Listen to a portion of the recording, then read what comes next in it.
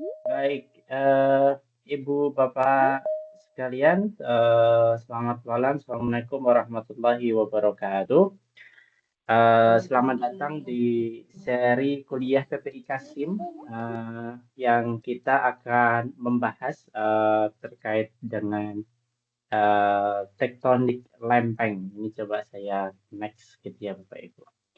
Jadi kita akan meneruskan pembahasan kita mengenai tektonik lempeng. Sebetulnya ini bukan sesuatu yang baru ya Bapak Ibu. Kita sudah sangat sering ya mendengar istilah tektonik, mendengar istilah lempeng, begitu ya, baik dari sosial media maupun dari berita di koran, dari radio mungkin ya Bapak Ibu ya yang atau dari televisi yang senantiasa itu digaung-gaungkan karena memang keberadaan lempeng kita ini yang ternyata sangat dinamis ini itu memerlukan pemahaman yang komprehensif karena kaitannya dari aspek misalnya kebencanaan gitu ya. Kita akan bahas lempeng itu kalau terjadi gempa biasanya. Kan begitu ya, Bu ya. Jadi eh, itu yang pasti akan muncul nanti istilah lempeng ketika terjadi gempa gitu. Nah, kita kemarin sudah membahas istilah lempeng, kemudian tektonik pada pertemuan-pertemuan sebelumnya ya ketika kita membahas interior bumi. Dan eh, namun kita belum membahas secara spesifik ya, Bapak Ibu. Kemarin kita sudah sekilas ya di pertemuan yang sebelumnya membahas tentang bahwa kerak kita itu sangatlah tipis gitu ya. Yang kerak itu terdiri dari potongan-potongan lapisan tipis yang kita sebut sebagai lempeng. Kalau di dalam bahasa Jawa ya. Ini saya kiranya ini diserap dari bahasa Jawa, Bapak Ibu. Lempeng itu adalah ini kerupuk ya, kerupuk kerupuk dari eh, tepung beras atau ya kelihatannya dari tepung beras ya, Bu ya. Jadi dicampur dengan macam-macam gitu, terus kemudian dikukus ya, adonannya dikukus terus dijemur gitu ya. Dijemur. Oh, bisa dari adonan adonan beras atau ubi gitu ya. Ubi kayu. Setelah dijemur, kering, kemudian baru digoreng gitu ya. Nah, itu lempeng. Jadi itu yang kemudian diadopsi ke bahasa Indonesia kita untuk mengatakan sesuatu yang tipis gitu ya, tipis dan lebar. Sebagaimana kalau kita kemudian menggunakan istilah lempeng ini misalnya untuk mengatakan lempeng besi gitu kan. Jadi sesuatu yang tipis tapi lebar gitu. Jadi perbandingan geometrinya itu antara lebarnya, panjang kali lebar, itu signifikan lebih besar daripada ketebalannya. Nah, itu adalah lempeng. Nah, di kerak kita, di permukaan bumi yang sangat tipis itu, gitu ya, itu terpotong-potong nih, Bu Bapak ya, terpotong-potong eh, menjadi banyak sekali eh, yang kita sebut sebagai lempeng, potongan lempeng gitu ya. Eh, bentar. Kelihatannya saya perlu menambahkan satu satu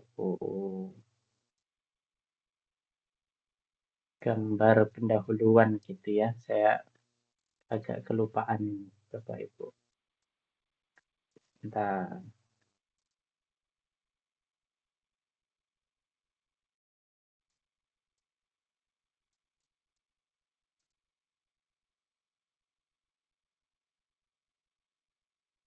Nah, kalau kita sudah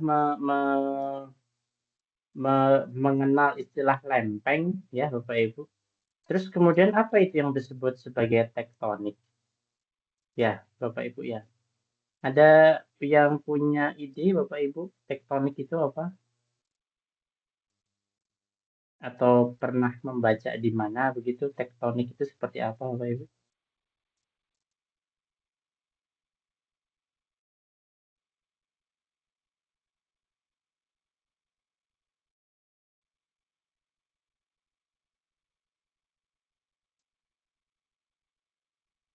Pak, Bu. Izin Mas Ian, mungkin Siap. lapisan-lapisan yang saling apa ya, kalau kayak gini Mas Ian, gimana sih ngomongnya itu? Gimana, Bu? Gitu, iya tektonik. Coba dia kan bumi itu kemarin dia berlapis-lapis. Mhm, Terus jadi kalau tektonik itu lapisan-lapisannya itu mungkin maksudnya Mas Ian gitu. mhm. Itu kalau Baik, menurut saya Mas Ian. siap siap, Bu. Jadi, lempeng kan secara ini ya, Bu, ya, secara, eee, apa, kelompok kata, lempeng itu adalah noun gitu ya, kata benda. Jadi ketika kita membahas tektonik lempeng itu, eee, tektoniknya karena ada istilah ik ya, ik. Itu menjadi kata sifat yang mensifati si lempeng gitu ya. Jadi tektonik itu sebetulnya menjelaskan tentang prosesnya Bapak Ibu. Proses yang terjadi pada lempengnya itu. Jadi kita ada lempeng besi, lempeng aluminium, lempeng baja gitu-gitu. Tapi kalau lempeng tektonik berarti yang kita maksud adalah lempeng bumi, kerak bumi gitu ya, yang mempunyai pergerakan tertentu, yang mempunyai proses deformasi atau penghancuran tertentu dan pembentukannya secara tertentu gitu. Yang itu terminologi yang kemudian sangat berasosiasi dengan proses endogen yang waktu itu kita bahas ya Bapak Ibu ya. Jadi ada proses endogen yang kemudian mempengaruhi proses di dalam lempeng tersebut. Itulah proses tektonik. Sehingga kita mengatakan lempeng tektonik itu berarti lempeng yang terkena proses tektonik gitu ya. Nah, kemudian kalau tektonik lempeng, nah ini menarik nih Bapak Ibu, DMMD gitu ya kalau di bahasa Indonesia gitu ya, diterangkan, menerangkan gitu. Ini tektonik lempeng dengan lempeng tektonik itu berbeda Bu. Ya, kalau lempeng tektonik itu artinya kita sedang mengatakan barangnya, lempengnya yang mengalami tektonik gitu kan. Tapi kalau tektonik lempeng itu adalah ilmunya. Jadi ilmu yang mempelajari atau pokok bahasan gitu ya, topik yang mempelajari tentang lempeng tektonik gitu ya. Itu perbedaannya. Semoga tidak ini ya Bapak Ibu tidak membingungkan gitu ya. Ini seperti halnya misalnya apa ya kalau di kehidupan kita sehari-hari ya. Eh,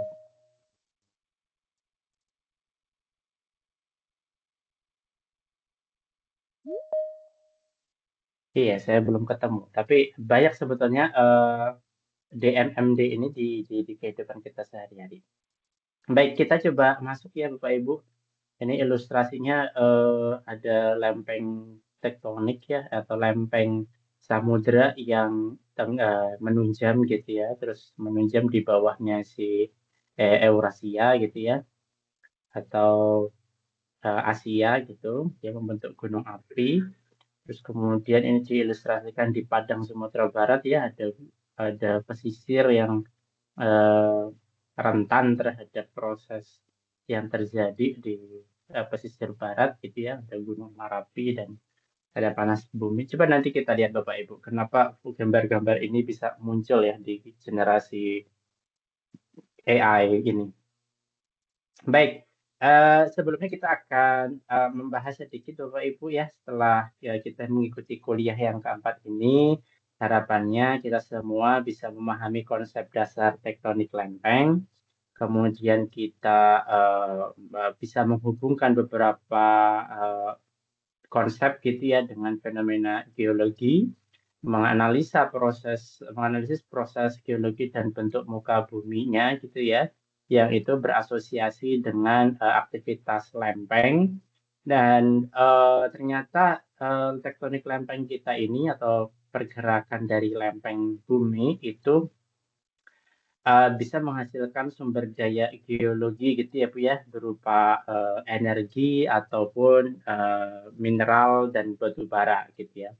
Tapi juga aktivitas tektonik lempeng itu bisa kemudian menimbulkan resiko bencana ya seperti gempa dan tsunami yang harapannya bukan untuk menakut-nakuti, tetapi kita bagaimana cara mengantisipasi atau meminimalisir ya potensi kerugian atau yang kita sebut sebagai risiko gitu ya dari kejadian bencana gitu ya.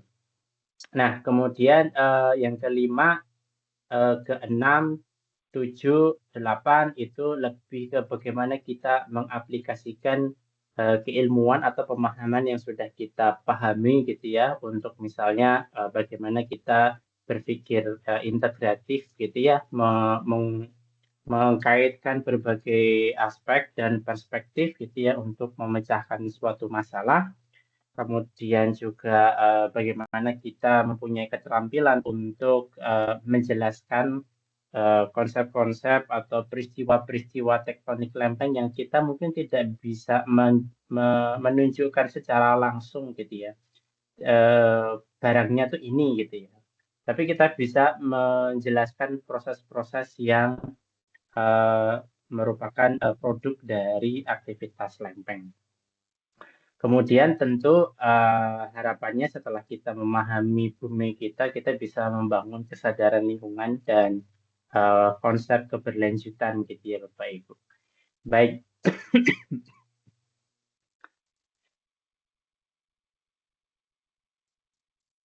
ini Bapak Ibu kira-kira konten yang akan kita lalui satu persatu ya. Kita mulai dari secara teorinya dahulu, terus kemudian kita akan hubungkan atau kaitkan dengan Indonesia yang ternyata tidak sederhana gitu ya. Nanti kita coba lihat Bapak Ibu.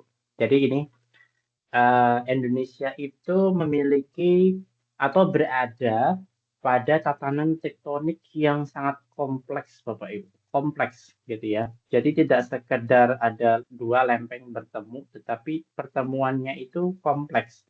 Bagaimana kompleksitas ini bisa dilihat Bapak Ibu? Kalau sesuatu kita mengilustrasikan ya ada dua lempeng kemudian bertemu nih Bapak Ibu ya.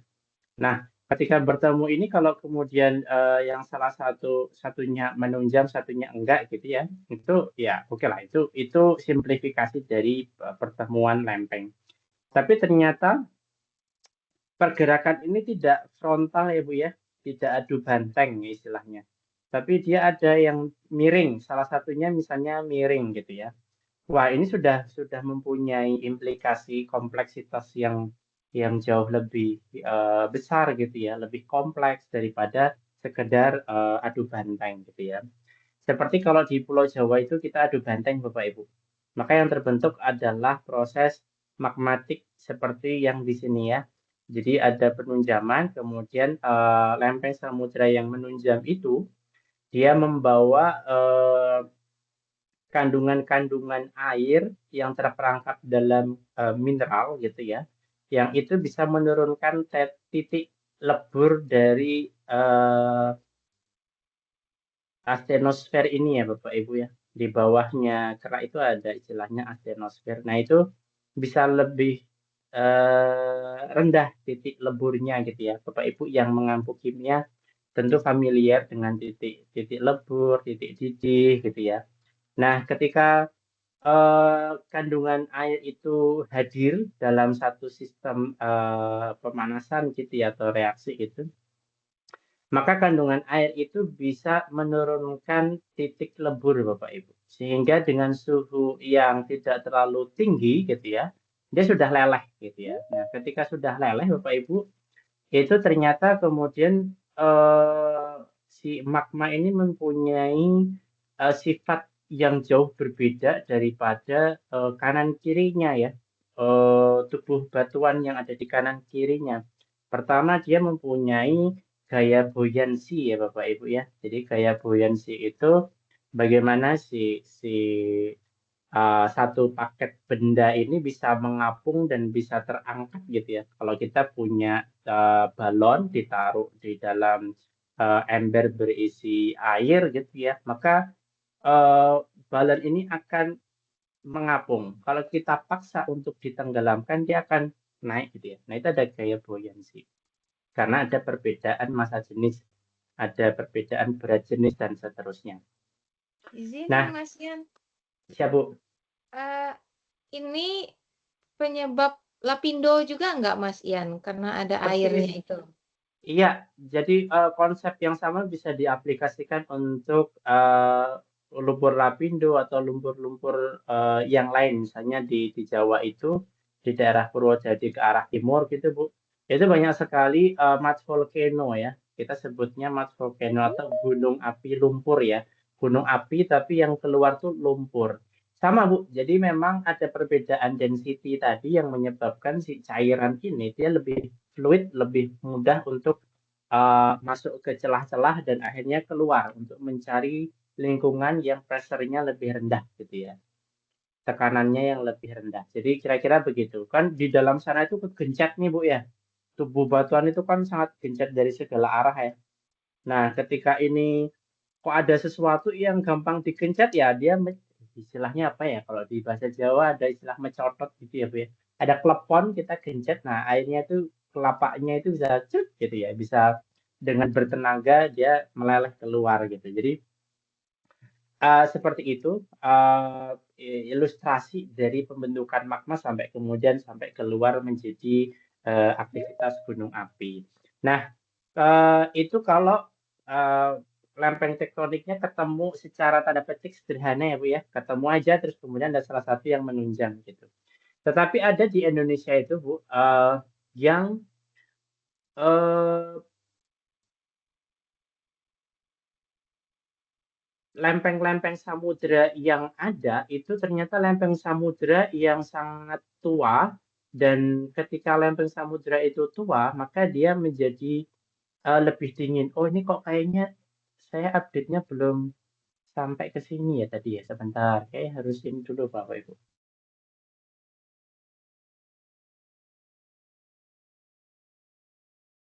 Ah iya benar. Bentar Bu. Maaf kok saya jadi melompat-lompat ini.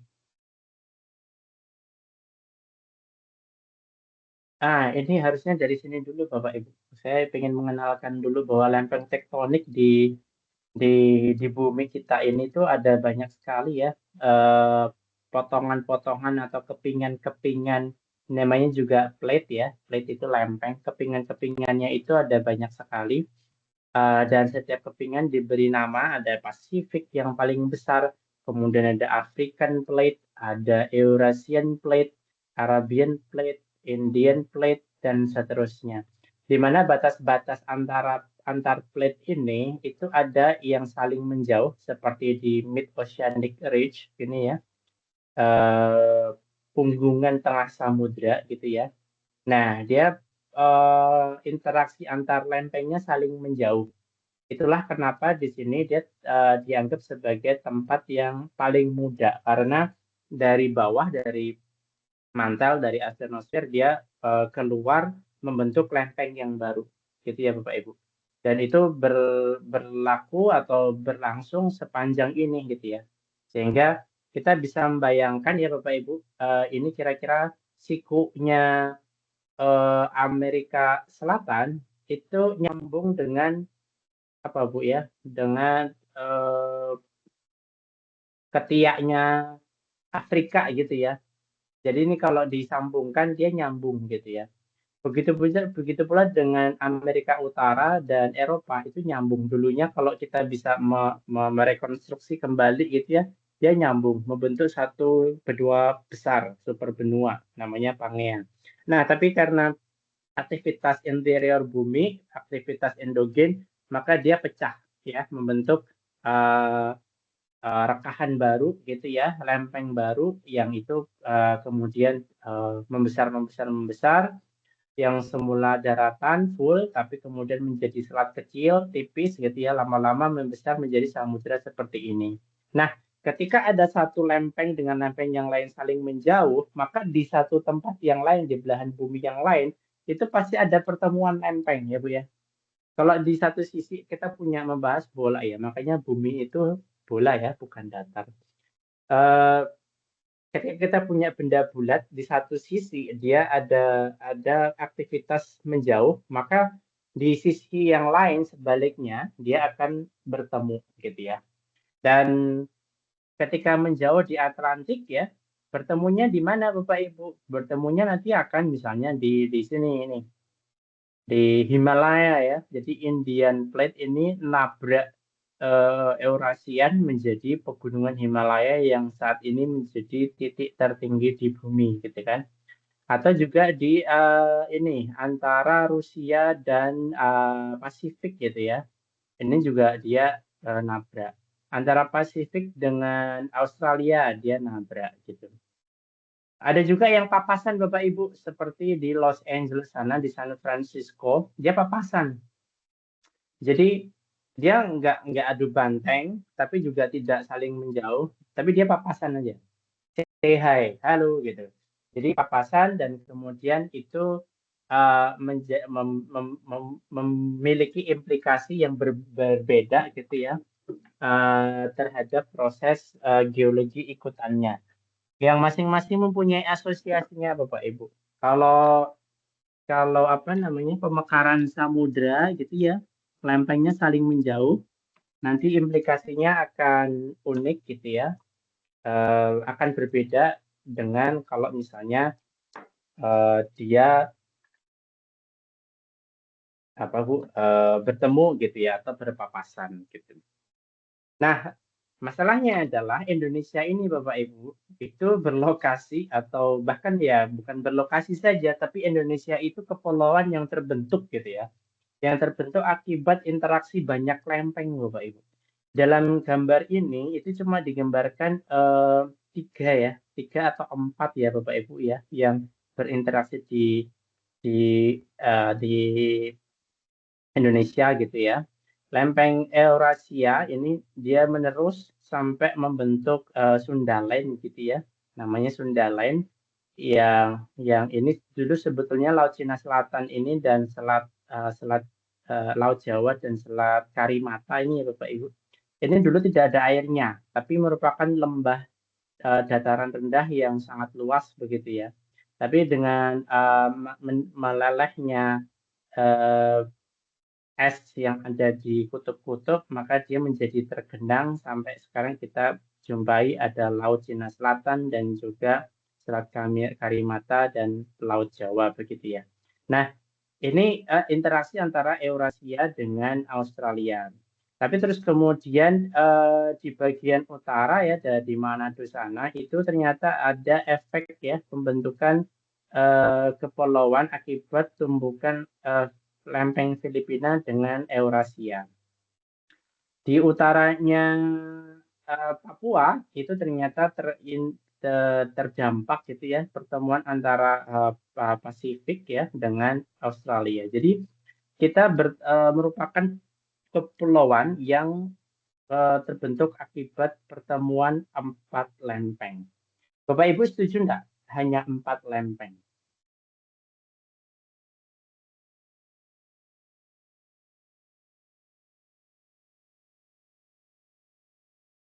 Halo Bapak Ibu.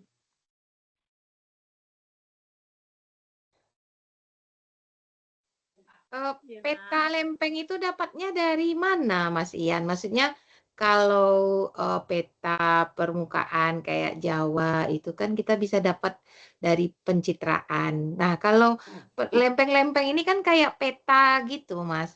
Itu dapatnya Sama Bu. dari mana? Heeh. Betul, jadi dari studi geofisika yang dikompilasi dari berbagai daerah di permukaan bumi, mereka memasang GPS, Bu ya. Jadi dari satu titik GPS itu bisa dimonitor gitu ya. Oh ternyata titik ini tuh bergeser gitu ya. Bergeser sekian senti atau sekian kecepatannya. Ini kalau Bapak Ibu pernah atau berkesempatan mencari gambar-gambar yang sejenis seperti ini, nanti akan muncul tuh kecepatan pergerakan lempeng di masing-masing panah ini. Seperti misalnya Australia ini, Bapak Ibu. Ternyata Australia ini mendesak kita dengan kecepatan sekitar berapa senti per tahun gitu ya. Per tahun, Bapak Ibu. 7 sampai 12 kalau tidak salah per tahun. 10 cm itu berarti segini ya Bu ya, 10 cm. Tapi per tahun.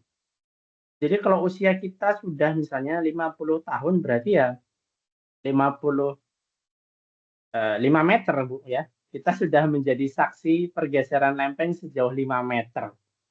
Bayangkan tuh Bu. Jadi se secepat itu ya untuk hitungan skala waktu geologi. Kita masih ingat ya Bapak Ibu, skala waktu geologi itu jutaan.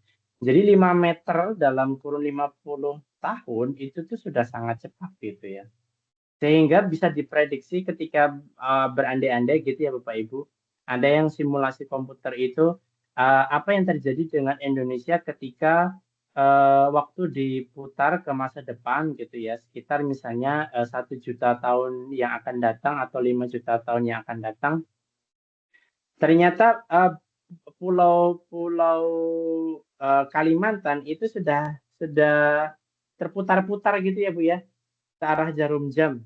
Berlawanan arah jarum jam.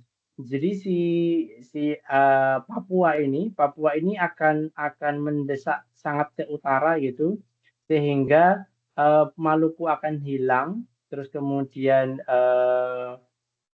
posisi Kalimantan, Sumatera dan Jawa itu kemudian terseret gitu ya, terseret ke arah utara gitu, terputar.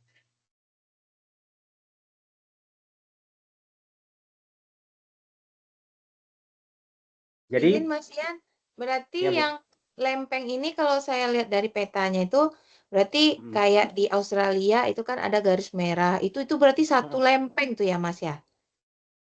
Betul, satu lempeng besar ini Bu, Oh, Australia tuh. oh gitu. Ini. Mm-mm.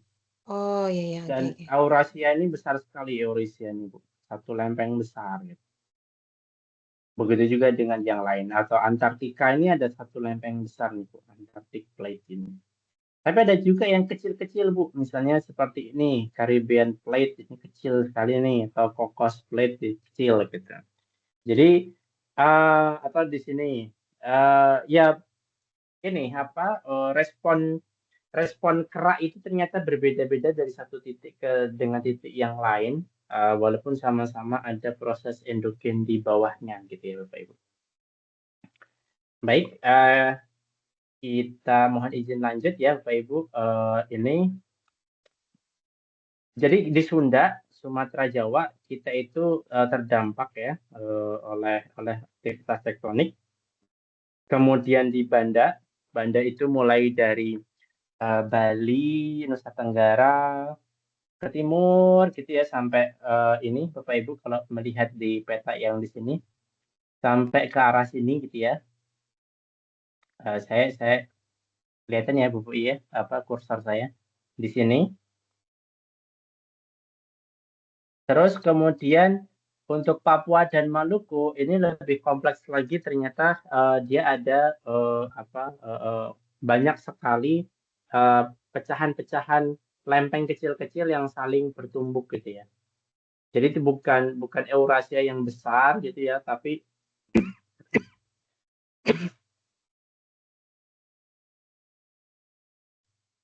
lempeng yang kecil-kecil itu saling saling menambat gitu ya Bapak Ibu seperti kapal bertabrakan dengan kapal yang lain kemudian sama-sama terseret kemudian nabrak ke dermaga gitu ya. Nah, sama seperti itu. Baik. Nah, ini untuk konteks Sumatera Barat, Bapak Ibu, mohon diabaikan dengan ilustrasinya yang tidak sesuai dengan kenyataan ya, Bapak Ibu. Ini hasil generate dari AI, tapi paling tidak kita tahu ya situasi kondisinya, Bapak Ibu, bahwa Pulau Sumatera ini tidak berhadapan langsung dengan palung ya, dengan palungnya subduksi ya atau penunjaman dari si lempeng samudera gitu ya Bapak Ibu. Tapi karena aktivitas penunjaman itu akan terbentuk semacam apa ya Bapak Ibu semacam daratan gitu ya yang muncul dari bawah laut muncul yang itu menjadi gugusan Kepulauan Mentawai dan Nias dan kawan-kawannya. Kemudian di belakangnya baru terbentuk cekungan yang lebih tertutup gitu ya Bapak Ibu. Ini sebutnya Forak Basin. Nah, baru kemudian ke daratan utama di Pulau Sumatera gitu ya. Gitu. Kira-kira begitu dan aktivitas lempeng tektonik yang terjadi di Sumatera itu tidak frontal gitu ya, head to head seperti yang saya ceritakan tadi di Pulau Jawa, tetapi ini lebih ke arah miring. Ini panahnya keliru ya Bapak Ibu, harusnya agak miring gitu ya, agak ke arah utara selatan begitu. Sehingga apa Bapak Ibu, pembentukan magmatisme itu praktis lebih tidak intensif gitu ya, kurang intensif dibandingkan dengan yang ada di Pulau Jawa. Sehingga yang terbentuk justru adalah ini Bapak Ibu, sesar besar yang kita sebut sebagai semangko. Semangko atau semangka ya Bu ya. Itu yang pergerakannya berpapasan gitu ya, menjadi sesar geser gitu ya, atau patahan geser. Jadi bukan patahan naik atau patahan turun tapi geser. Nah, apakah patahan geser ini berbahaya gitu ya? Dari dimensinya yang besar tentu kita bisa membayangkan tenaganya yang dibutuhkan untuk membentuk sesar besar itu tentu sangat besar ya. Berarti kalaupun nanti sesar Sumatera Semangko ini aktif gitu ya, ya memang akan besar Bapak Ibu ya, dampaknya akan besar. Tetapi untuk bisa bergerak gitu ya sebagai sesar geser, tentu kita butuh tenaga yang cukup besar. Nah, ini yang kemudian menjadi misleading ketika di masyarakat gitu ya Bu ya. Kita, wah ini punya potensi megatrust yang sangat besar, 8, sekian magnitude gitu.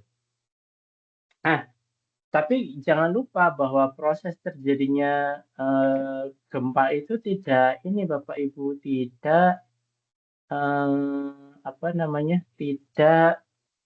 tidak sesederhana itu gitu ya. Kita masih bersyukur karena ada gempa-gempa kecil yang dia merilis energi yang tertahan secara perlahan-lahan, seperti kalau kita bayar hutang itu ya dicicil gitu ya Bu ya.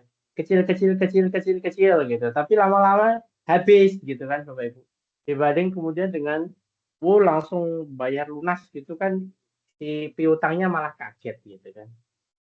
Kadang malah perbankan itu nggak mau kalau kita bayar lunas ya Bu ya, malah jadi kena penalti kita kan. Jadi eh, itu, jadi ketika cicilan itu lebih menyenangkan, maka kita pilih pilih cicilan gitu ya Bapak Ibu. Baik, kemudian ini Bapak Ibu, kita akan spesifik membahas tentang subduksi ya Bapak Ibu. Ini ada banyak sekali terminologi teknis ya Bapak Ibu, misalnya seperti slab, terus kemudian ada megatrust, ada kemudian rupture, ada apalagi yang ada di foto ini ya, subduksi, ada Benioff zone gitu ya Bapak Ibu.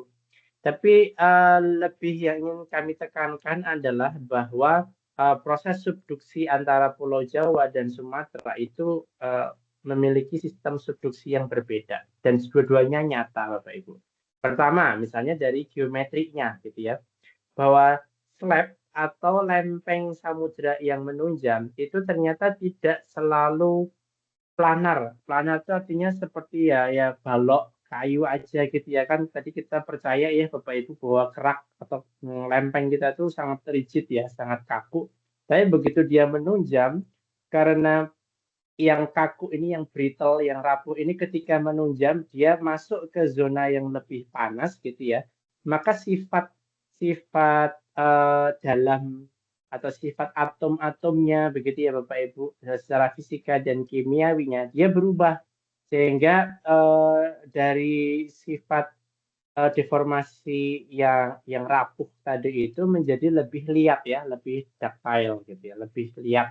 sehingga dia lebih mudah untuk melengkung, tapi ada juga yang terpotong-potong ya, tersegmentasi, bahkan ada yang sampai sobek gitu ya Bu ya. Jadi tidak hanya potong tapi sobek. Karena sobek itu ada yang sesuatu yang nyangkut terus kemudian malah sobek karena diteruskan terus-terusan gitu. Itu dari geometrinya. Kemudian dari variasi sudut ini juga berbeda Bapak Ibu. Karena di Pulau Jawa itu dia head to head gitu ya, frontal, maka slab yang masuk atau lempeng samudra yang masuk itu dia langsung menunjam jauh ke bawah gitu ya. Langsung lemes saja gitu Bu. Dari sifat rigidnya. Beda dengan Sumatera. Sumatera itu landai Bapak Ibu ya. Secara sudutnya dia menyudutnya landai. Sehingga Bapak Ibu di Sumatera itu hampir sedikit bisa kita hitung gitu ya gunung api yang bisa terbentuk karena memang si slab yang masuk itu tidak cukup dalam untuk kemudian bisa leleh gitu ya. Intinya begitu Bapak Ibu. Terus kemudian yang ketiga adalah segmentasi ya dari zona kegempaannya. Nah, dari aktivitas subduksi yang berbeda-beda itu, maka kita bisa membagi berbagai segmen gitu ya. Kalau di BMKG yang rilis beberapa waktu yang lalu itu ada banyak ya segmennya, tapi yang ini ditampilkan di sini ada misalnya contoh segmen Mentawai, segmen Jawa Barat dan Jawa Tengah, segmen Nusa Tenggara. Kenapa sampai bisa dibedakan seperti itu? Karena behavior atau perilaku subduksinya memang berbeda-beda dari satu titik ke titik yang lain. Itulah yang kemudian Bapak Ibu sekalian kita setelah mempelajari konsep subduksi ini ternyata realitanya tidak sesederhana hanya bertemu dan saling menunjam satu di bawah yang lain gitu. Tapi ternyata ada banyak sekali hal-hal kompleks yang menjadi apa pembicaraan yang menarik dan penting gitu ya Bapak Ibu. Nah, ini contohnya di segmen Mentawai Bapak Ibu ya. Kira-kira gambarnya masih sama seperti yang tadi. Nah, ini diilustrasikan yang cukup dramatis Bapak Ibu. Di sini merah ya, kuning merah artinya sangat panas Bapak Ibu. Gesekan antara lempeng Eurasia dan lempeng Indo-Australia ini tidak baik-baik saja. Kalau kita punya dua material yang dia mempunyai tingkat kerapuhan yang apa ya istilahnya yang benar-benar solid gitu ya Bapak Ibu, maka dia akan membentuk friksi atau gesekan yang luar biasa. Kalau kita membayangkan ini Bapak Ibu ya di kehidupan sehari-hari gitu misalnya, kita gosokkan sendok atau logam gitu ya ke tembok gitu, lama-kelamaan itu kan sendoknya akan kita rasakan panas ya, yang tempat gesekan tadi. Itu kita bayangkan sesuatu yang kecil aja Bu, barangnya tuh kecil. Bayangkan dengan lempeng ya, yang berat, besar, padat gitu ya, itu dipaksa disuruh untuk diadu gitu ya oleh tenaga endogen gitu ya, lempeng Eurasia dan Indo-Australia. Ternyata lempeng Indo-Australia yang lebih dingin, lebih berat karena kena air dan juga secara sifat kimiawinya lebih berat tersusun oleh unsur-unsur logam gitu ya dibandingkan dengan Eurasia. Maka si lempeng samudra ini akan dengan mudah untuk masuk ke bawah dari si lempeng benua gitu ya, lempeng Eurasia. Tapi kan proses masuknya itu sangat ini ya Bapak Ibu ya, sangat membutuhkan friksi atau menghasilkan friksi atau menghasilkan tensi yang luar biasa besarnya gitu. Nah, kalau ini pas gesernya itu krek yang tadi 7 cm per tahun tadi itu bisa lancar setiap tahunnya 7 cm, 7 cm, 7 cm, fine Bapak Ibu ya.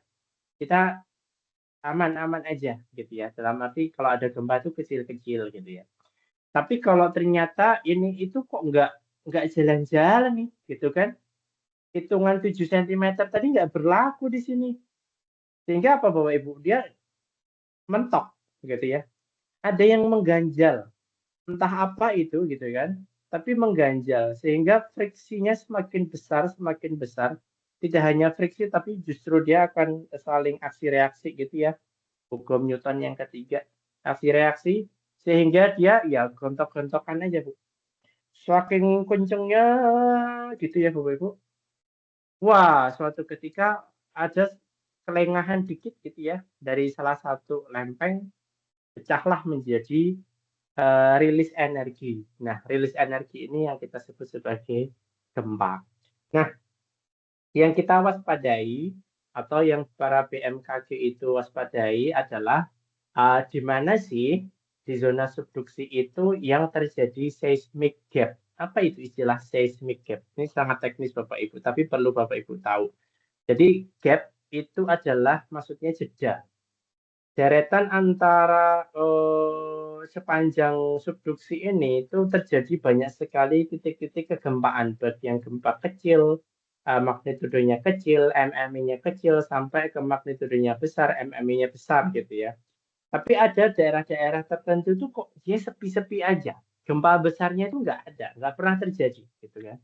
Kalau terjadi itu maksimal pol mentok 5 magnitude gitu kan. Kalau dulu kita mengenai skala Richter, tapi sekarang skala Richter itu tidak dipakai. Jadi kita lebih ke magnitude. Nah, karena tidak pernah terjadi gempa besar, maka kita sebut sebagai seismic gap gitu kan. Dan seismic gap ini bukan sesuatu yang menyenangkan bagi seorang seismolog, Bapak Ibu. Karena apa?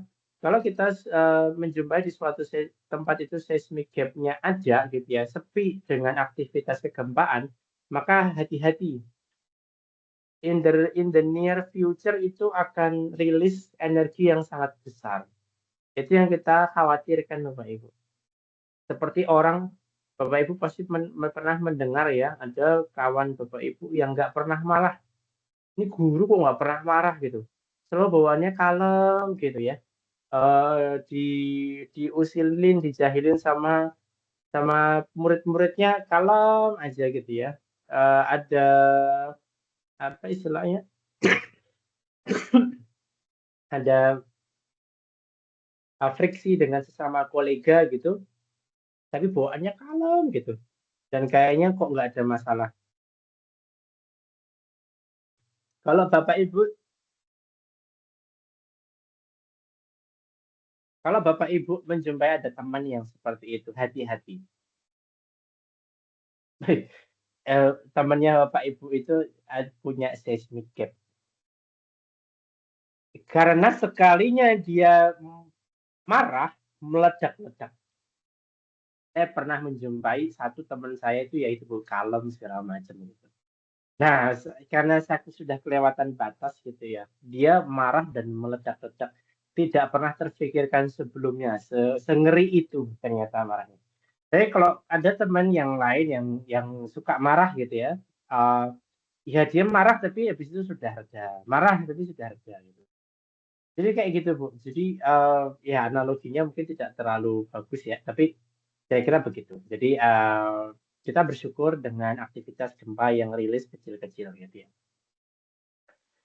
Dan studi tentang subduksi ini bisa dari berbagai bukti di lapangan Bapak Ibu ya, di antaranya misalnya dari eh, ada terumbu yang terangkat gitu ya, ketika misalnya tahun sekian gitu ya, ini dulu tuh tidak ada tidak ada terumbu yang terangkat di atas permukaan, tapi kok sekarang ada tahu-tahu ada satu paparan terumbu yang dia sama-sama sekarang terekspos ke apa ke ke atmosfer gitu ya. Artinya dia sekarang berada di atas air itu. Kenapa bisa seperti itu gitu kan? Nah, itu ternyata ada ini di antaranya aktivitas subduksi itu. Ada pengangkatan yang menyebabkan si koral-koral itu yang harusnya di bawah air tapi menjadi diangkat terdapat di atas air. Baik, Pak Niko ada pertanyaan?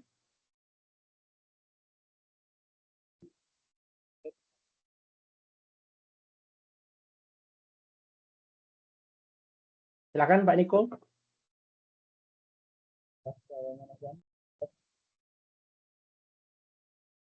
Ya,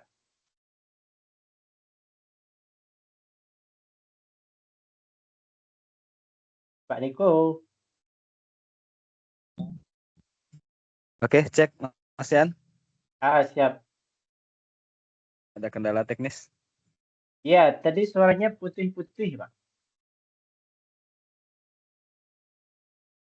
Oke. Cek Mas Yan. Masih. Siap. Ya, jaringan nih Mas Yan. Enggak. Ya. Oke, sangat menarik sekali Mas Yan. Apalagi ini di Sumatera kan. Kita berada di Lempeng ini.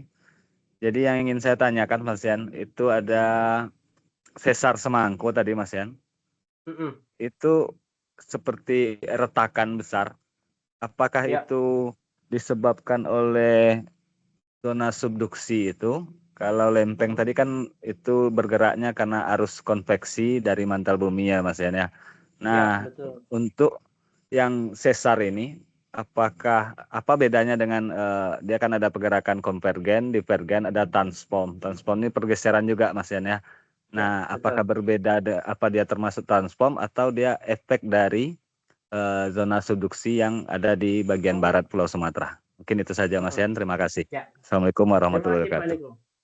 Waalaikumsalam warahmatullahi wabarakatuh. Pertanyaan yang menarik. Jadi dari kinematikanya Bapak ya, Ibu, kalau transform itu dia memang pertemuan antara dua lempeng yang berpapasan begitu ya, transform. Itu kok kayak dari kinematikanya ya pergerakannya sama seperti sesar Sumatera ini ya. Tapi kalau dari genesisnya itu berbeda Bapak Ibu. Kalau kita berbicara transform itu antar lempeng gitu ya Bapak Ibu. Jadi kalau di satu tempat itu sudah ada subduksi, maka dia tidak terbentuk rekahan Dan atau tangannya transform diangkat yang dikit lain. ya. Tangannya diangkat dikit biar kelihatan. Oh, Ya nggak apa-apa. Ya, biar jelas. Ya. Oh ya Pak Jadi Demas. biar, Oh tangannya udah biar dari tadi terlihat nggak kelihatan mendatar ya? sama turun naik kan kelihatan. Oh Oke. iya siap. Terima kasih Pak Demas. Ya, jadi kalau dari apa namanya dari pergerakannya gitu ya itu mirip, tetapi kalau dari si sesar Sumatera ini kasusnya itu bukan transform Pak Niko, dia lebih ke dampak dari eh, subduksi yang tadi menyerong tadi, yang menyudut datangnya. Jadi bukan bukan adu banteng gitu ya, tapi lebih ke menyerong sehingga dia terbentuk patahan yang menyeret gitu ya, seperti terseret dari efek serongnya tadi itu. Itu sih Pak Niko. Jadi walaupun kinematikanya mirip-mirip ada pergeseran, tetapi bukan termasuk yang transform. Oke, terima kasih Mas Baik, Yan. siap Pak Niko. Baik Bapak Ibu, saya izin lanjutkan. Eh, wah ini masih banyak ya. Baik, ya ini kita coba lihat ya. Ini sebetulnya hanya pengulangan saja, banyak animasi-animasi yang sama seperti yang tadi. Pada intinya adalah Bapak Ibu, eh, setelah kita mengetahui pergerakan lempeng, kemudian geometrinya gitu ya, maka kita akhirnya memahami bahwa bahaya geologi dalam hal ini gempa bumi, tsunami, dan gunung api yang aktif gitu ya. Itu ternyata terbentuknya berasosiasi saja. Artinya tidak kemudian acak di seluruh Indonesia itu akan terbentuk gempa bumi, tsunami, atau gunung api gitu ya. Jadi kalau gempa bumi ya dia hanya di dekat-dekat dari Sabang sampai Krakatau, sampai Bali dan seterusnya begitu ya. Ya tepat di dekat dengan pertumbuhan atau subduksi lempengnya. Tsunami gitu ya, yang terkait dengan aktivitas subduksi itu juga ya terjadinya di situ gitu ya. Tidak mungkin kemudian kita akan berbicara gempa bumi di Kalimantan Bapak Ibu. Kalau ada gempa bumi di Kalimantan itu, wah itu apa itu? Bukan gempa bumi tektonik ya. Jadi mungkin ada apa yang lain gitu ya. Tsunami juga demikian Bapak Ibu. Tidak akan ada tsunami di Pulau Bangka Belitung. Itu sudah pasti ya Bapak Ibu ya dari sejarah dari penjelasan geologi juga begitu gitu ya. Gunung api juga sama Bapak Ibu. Di Bangka Belitung nggak ada tuh gunung api ya. Yang ada gunung api itu di Pulau Sumatera menerus sampai Nusa Tenggara sana gitu kan. Dan Sulawesi dan juga Maluku itu baru ada gunung api gitu di sana. Tapi kalau di selain itu nggak ada. Jadi kalau di Indonesia itu seringnya pertanyaan yang muncul kemudian adalah, wah, untuk menghindari bahaya geologi kita sebaiknya tinggal di mana gitu kan? Oh, di Kalimantan aja. Nah, itulah kenapa mungkin IKN pindah ke sana, Pak Ibu ya. IKN pindah ke sana gitu. Tapi lupa ternyata bahwa di Kalimantan ada bahaya yang lain, Bapak Ibu. Ya dari kebakaran hutan, dari banjir, dari air tanah yang tidak seger gitu ya karena airnya rawa-rawa dan seterusnya. Jadi masing-masing mempunyai aspek positif dan negatifnya gitu ya. Kalau kita berbicara tentang bahaya geologi, maka sebetulnya daerah-daerah yang kita tinggali sekarang di Jogja maupun di Padang, di Sumatera Barat gitu ya, itu memiliki potensi bahaya geologi yang luar biasa besarnya. Tapi sekali lagi ini bukan menakut-nakuti ya Bapak Ibu ya, ini lebih untuk membuat kita lebih aware gitu ya, gitu. Dan ini contohnya Bapak Ibu, manakala nanti megatrustnya itu pecah gitu ya, itu bisa mencapai 8,5 dan sudah pasti akan terbentuk tsunami gitu ya. Nah, tsunami-nya itu apa seberapa tinggi itu ada hitung-hitungannya. Nah, masalahnya untuk daerah-daerah pesisir nih Bapak Ibu ya, yang mesti harus lebih waspada gitu ya. Di Kota Padang, di Kota Pariaman, Pasaman Barat gitu ya. Itu yang atau di pesisir selatan itu yang mesti harus waspada gitu. Gini Bapak Ibu, kita itu kan makhluk lemah ya, jadi tidak bisa kemudian menafikan atau betul-betul menghindari bahaya geologi dalam arti bahaya bencana geologi bukan bahaya geologi ya Bapak Ibu, bahaya bencana geologi. Bukan terus kemudian kita wah kita harus pindah nih, jangan tinggal di Padang nih gitu kan. Wah, nah kalau pola pikirnya seperti itu nanti Padang menjadi kota mati Ibu ya. Nggak ada yang nanti tinggal di Padang gitu kan. Tapi kan bukan begitu caranya, cara berpikirnya gitu ya. Cara memaknainya jangan begitu, tapi lebih, oh kalau saya tinggal di Padang nih, berarti saya harus tahu, saya menjadi lebih lebih wajib untuk tahu bagaimana kalau nanti ada tsunami, saya harus evakuasi lari kemana gitu ya. Saya akan memilih jalur mana gitu ya kan. Berarti nggak boleh nanti kalau itu kan mau ngelewatin jembatan Siti Nurbaya gitu. Benar ya Bapak Ibu ya? Istilahnya benar ya? Ada jembatan yang di dekat selatan itu. Wah, tapi hati-hati Bapak Ibu. Kan tsunami itu datang pasti setelah gempa ya. Nah, gempanya harusnya besar kan untuk bisa menjadikan tsunami. Jangan sekali-kali lewat jembatan gitu ya. Ketika setelah gempa besar. Kita nggak pernah tahu kekuatan bangunan itu setelah gempa besar terjadi. Jadi yang paling baik adalah mencari rute evakuasi yang ada di permukaan tanah ya, benar-benar permukaan tanah dan aksesnya itu luas gitu ya. Tidak terhalang oleh macam-macam, tidak sempit dan seterusnya. Jadi memang luas gitu. Supaya hanya apa? Supaya bisa sambil mengamati sekeliling gitu kan. Karena tsunami sendiri Bapak Ibu, walaupun itu daya rusaknya tinggi gitu ya, tetapi kan seperti kalau kita lihat video di tsunami Aceh itu gelombang pertama itu masih dengan kecepatan seperti orang berlari ringan gitu ya. Jadi masih bisa dibaca pergerakannya. Kecuali kalau gelombangnya kedua, ketiga itu dengan ketinggian yang lebih ekstrim gitu ya, itu bisa baru kemudian menghanyutkan macam-macam. Apalagi untuk yang gelombang kedua dan tiga, dia sudah mengandung debris atau mengandung hancuran bangunan apapun yang pernah dilewatinya gitu.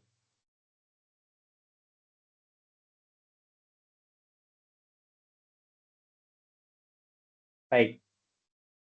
Jadi kita perlu waspada terhadap itu. Wah, terus aman dong Mas yang tinggal di tanah datar dan juga padang panjang. Tunggu dulu gitu ya. Di padang panjang dan tanah datar ada Gunung Merapi gitu kan.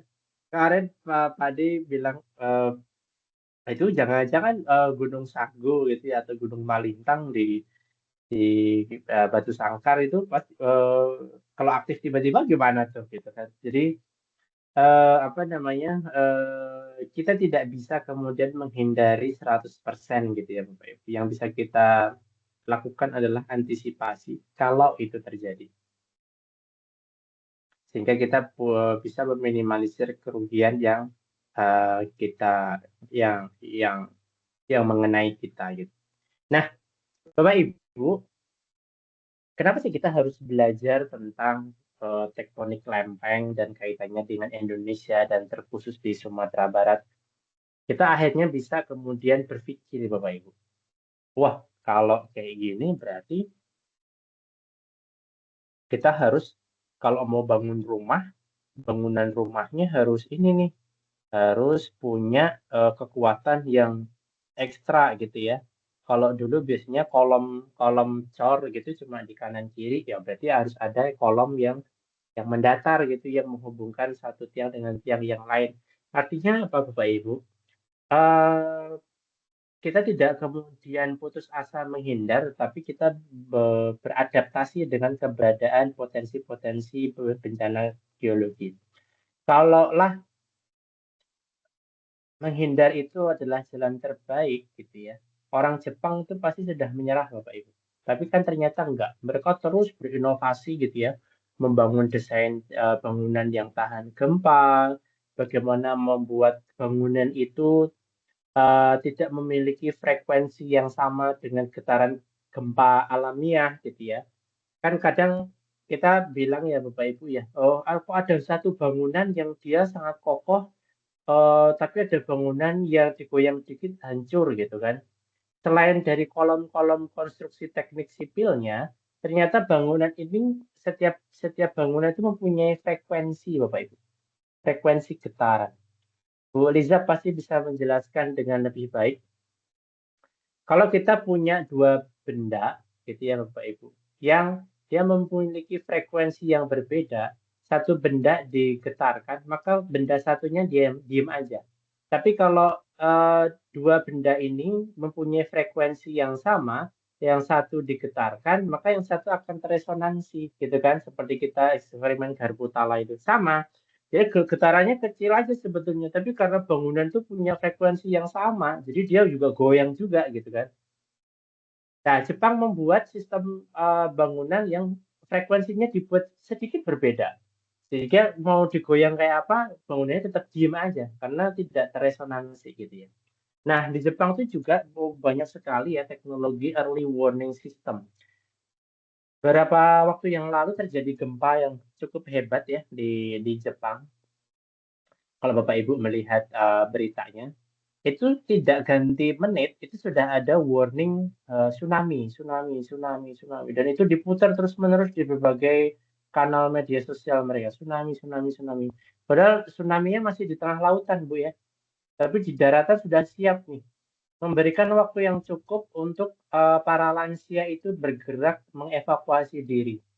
Jadi mereka juga sudah dilatih kalau evakuasi diri itu tidak hanya badannya Bapak Ibu, tapi juga mungkin yang bisa disiapkan adalah satu satu apa satu kit atau satu peralatan yang memang untuk survival, misalnya ada tas yang isinya bahan makanan yang siap makan, terus kemudian berkas-berkas yang penting-penting gitu ya, itu sudah dikumpulkan sejak sekarang. Nanti kalau ada bencana bisa langsung angkut gitu ya, seperti itu. Nah kemarin kita belajar dari Galudo ya Bu Marjani, kan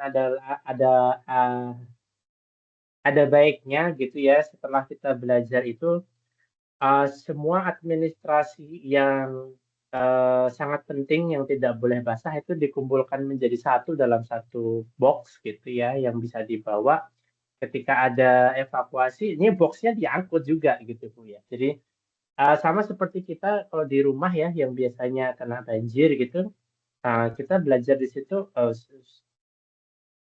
ketika banjir datang ya kita santai aja, mau sofanya terendam ya silahkan, mejanya terendam silahkan, tapi yang ada satu berkas atau barang gitu ya yang siap angkut gitu ya. Itu bagian dari implementasi dari tadi early warning system. Dan kemudian juga tata ruang Bapak Ibu ya. Kita coba, saya mohon maaf Bapak Ibu ya, untuk di SMA 1 Batanganai misalnya, dia lokasinya itu sangat tidak nyaman ya, di tepi sungai besar ya. Yang itu kalau bisa diperbolehkan pindah, dipindah tuh Bu Marjani. Karena kita tidak bisa kemudian berharap akan bebas dari banjir di kedepannya gitu. Kecuali di sepanjang Batanganai itu dibikin tanggul ya Bu ya, tapi kan itu tentu memakan biaya yang besar sekali. Apakah kemudian kita memindahkan sekolah itu lebih murah daripada membangun tanggul misalnya? Itu nanti ada kajiannya, tapi yang pada prinsipnya adalah ketika kita tinggal di daerah yang rawan dengan bencana bahaya bencana geologi, maka kita harus memikirkan segala aspeknya untuk supaya kita bisa tetap tinggal di situ tapi aman. Sudah ada Kemudian, rencana untuk relokasi, Mas Yan? oh ya siap Bu, mau pindah ke mana Bu? Tetap di Batanganai kan Bu namanya? Kalau rencananya sudah beda kecamatan gitu, Mas. Tapi mudah-mudahan jadi gitu ya. Kita juga kurang Ya, nyaman di sana, Mas. Di siap Bu. tempat yang lama. Siap. Artinya kalau pindah nanti anu ya Bu ya, jadi biasanya kan SMA itu seper kecamatan ya Bu. Namanya juga mungkin jadi berbeda, enggak ya? Tetap SMA 1 Batanganai. Baik, ya itu Bapak Ibu. Jadi memang harus seperti itu ya. Suka nggak suka kita harus kemudian yang beradaptasi dengan kondisi atau fenomena alam yang tidak bisa kita atur ini.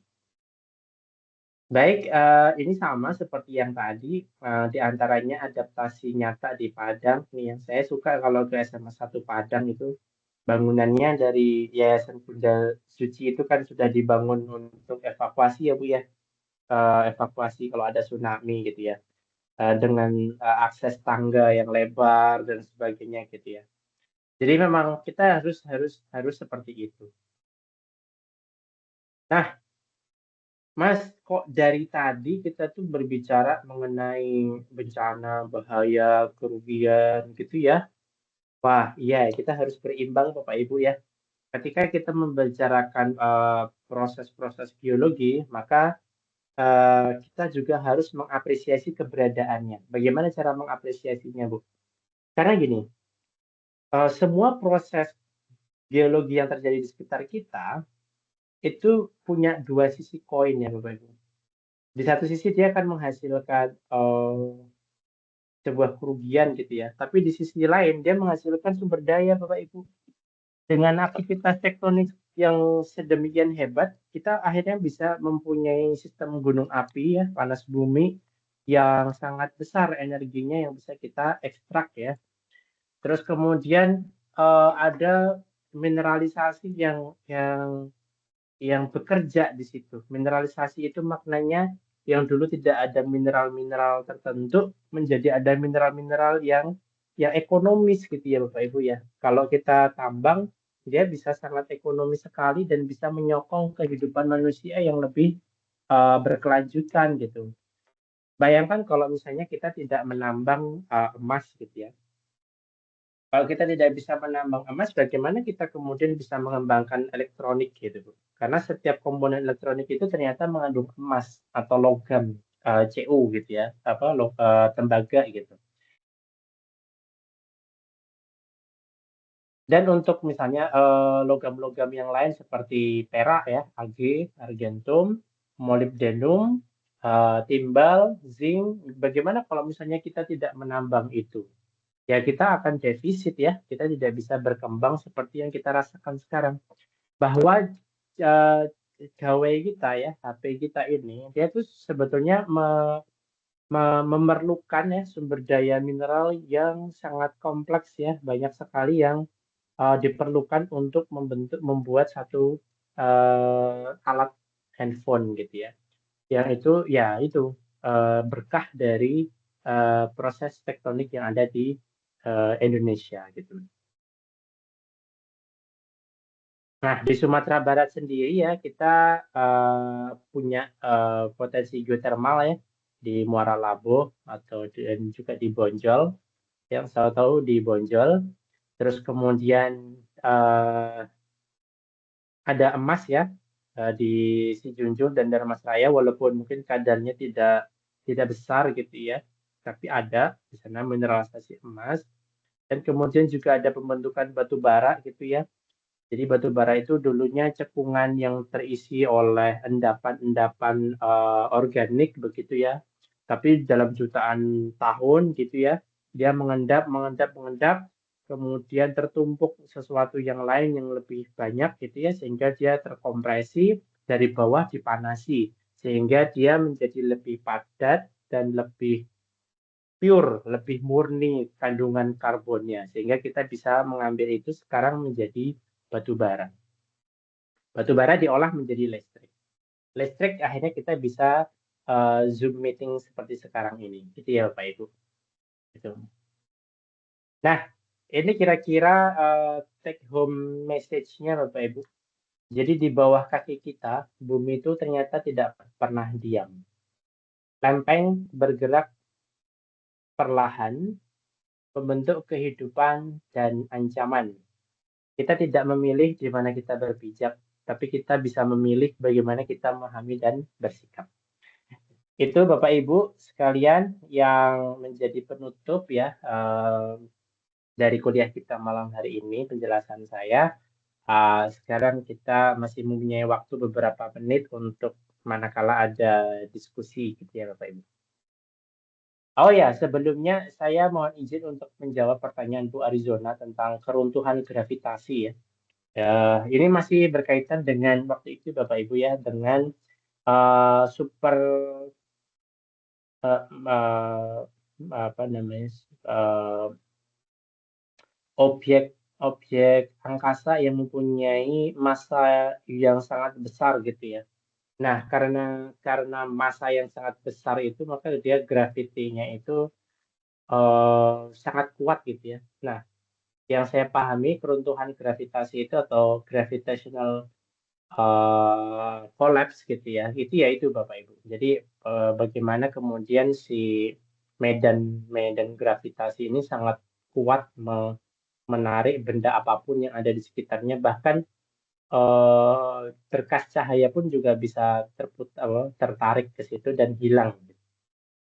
Itu Bu Arizona waktu itu ya. Baik, Bu Bisnawati silakan.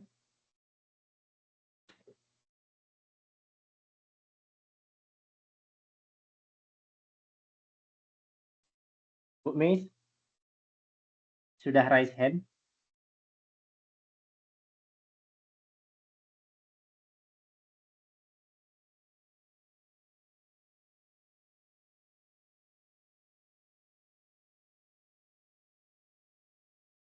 Mungkin ada kendala, Bu Miss?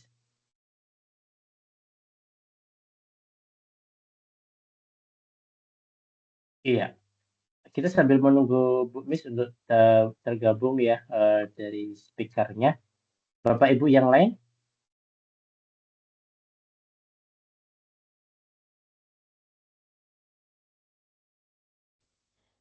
Izin Mas Yan, Iya, ini Bu Liza Mas Yan. Bu Liza, oke, siap Bu. Ya, dari penjelasan itu, ini kesimpulan saya benar atau salah, tolong diinikan Mas Yan diberi penjelasan.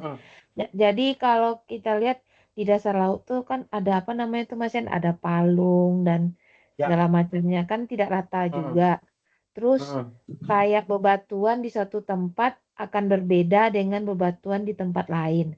Ini kalau dari penjelasan saya ngambil kesimpulannya bahwa ini salah satu efek dari apa tadi tektonik lempeng ya Mas Yan? Yap. Ya. Oh gitu. Oh iya iya. Terus yang terjadi di Aceh itu gimana tuh Mas Yan? Yang gempa besar itu Mas Yan? Ya, sama Bu. Jadi semua gempa itu gempa tektonik terutama, yaitu diakibatkan oleh pergerakan lempeng. Jadi karena pergerakan lempeng ini ya tadi Bu, sesuatu benda masif gitu ya yang dia bergerak, dia mempunyai efek momentum lah intinya ya Bapak Ibu ya, punya daya kelembaman kalau istilah Bu Miss itu ada kelembaman gitu. Jadi begitu dia bergerak gitu ya, dia tidak bisa berhenti seketika. Jadi masih akan mempunyai efek gerak gitu ya. Nah, ketika bergeraknya ini kemudian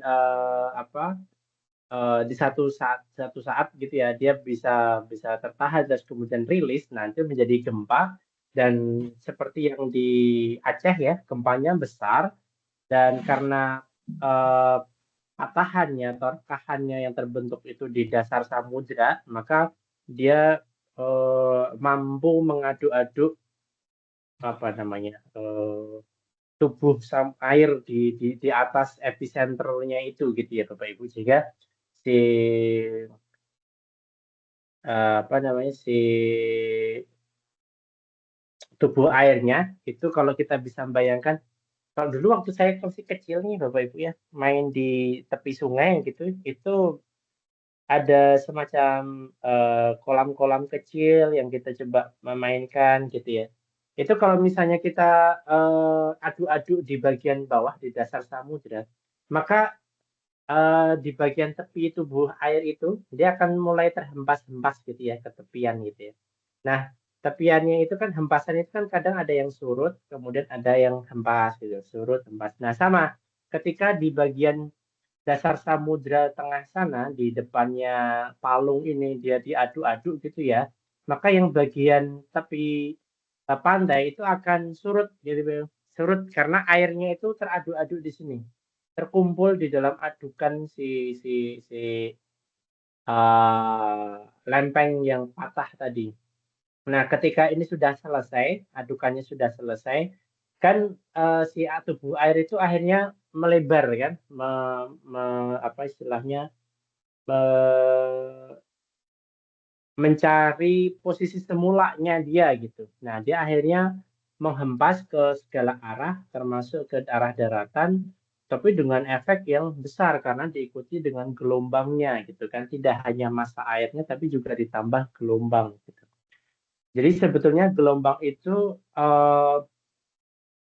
bisa bergerak tanpa memindahkan massa gitu ya Bapak Ibu. Tapi kalau di tsunami konteksnya adalah massanya bergerak ditambah gelombang gitu ya sehingga makin tinggi lah tsunami itu tidak hanya berapa senti di atas mata kaki tapi bisa sampai setinggi bangunan gitu karena efek dari gelombang tadi itu.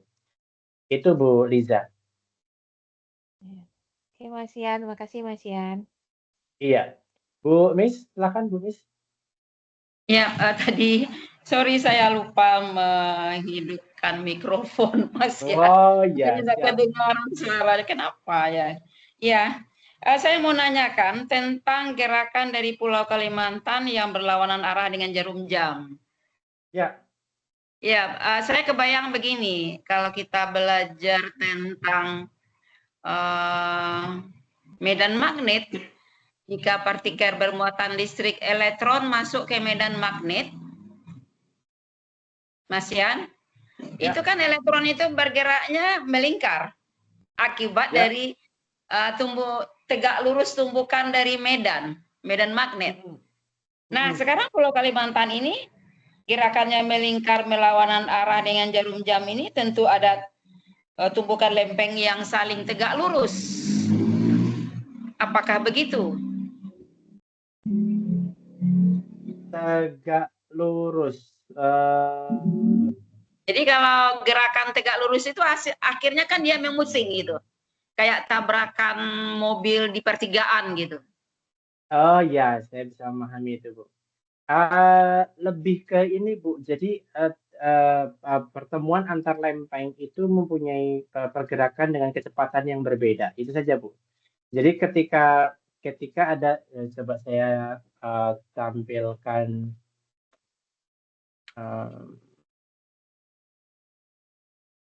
punya siapa ya waktu itu ada simulasi komputer yang bagus.